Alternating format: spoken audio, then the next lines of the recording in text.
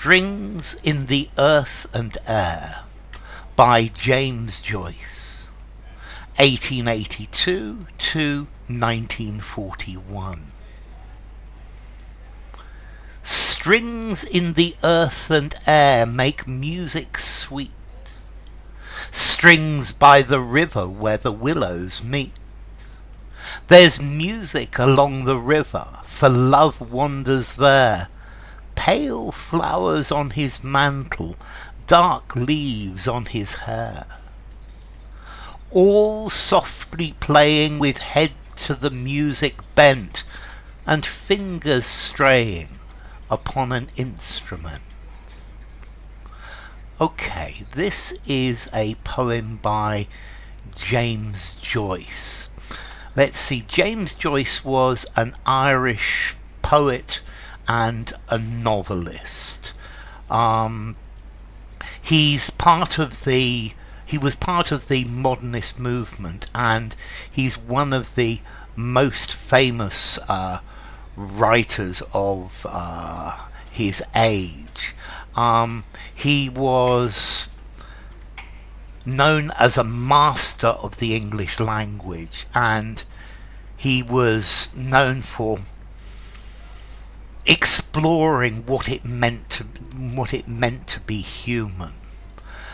He was born in a suburb of Dublin, and his father collected the rates for the Dublin City Council. When he went to University College Dublin, where he studied, I think, English, French and Italian or something like that. He studied languages. Anyway, age 22, 23, he went to live in Europe. He went to live in Trieste, which is now in, I think, northeast Italy. And he really spent the rest of his life in Europe. During the First World War, he lived in Switzerland, and during the Second World War, he lived in Switzerland as well. But he lived all of his life in Europe. Anyway, what's this poem about? Strings in the earth and air. Okay, this is a poem about love. It's a poem which personifies love. It describes love as a young man.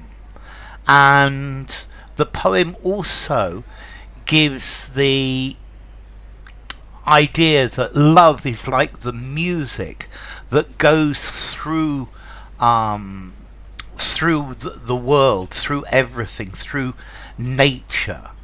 And strings in the earth and air, these strings, these are the music of love. So strings in the earth and air make music sweet. Strings by the river where the willows meet. So strings in the earth and air, these strings is the music of love, is the feeling of love that goes throughout. And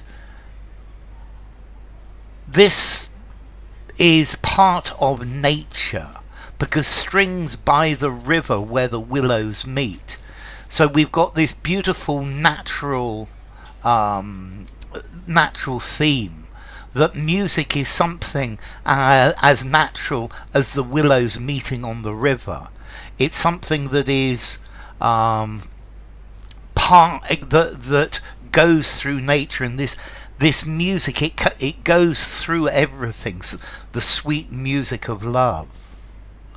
There's music along the river, for love wanders there. Pale flowers on his mantle, dark leaves on his hair.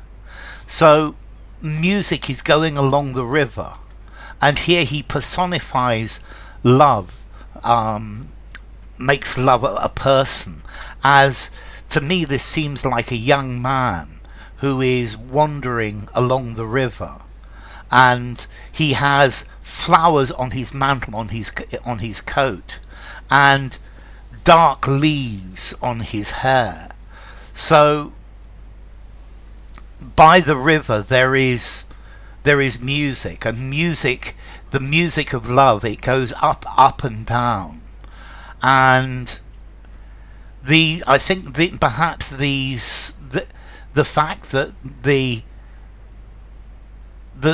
dark leaves on his hair, this is perhaps and the pale leaves, this is perhaps love, or the vitality of love fading as time goes by. But love is part of the river. Love is part of the fabric of the universe, the fabric of nature. And we are linked to nature, and love goes all the way through this. All softly playing, with head to the music bent, and fingers straying upon an instrument.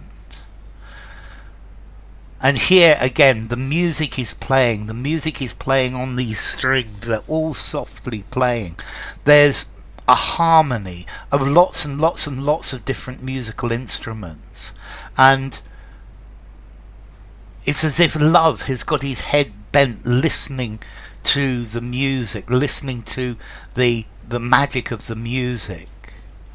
And love itself is one of the players, his fingers straying on his instrument. So maybe straying, the music is,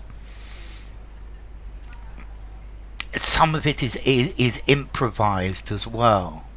And perhaps there's a slightly melancholic feel to this. But this poem is talking about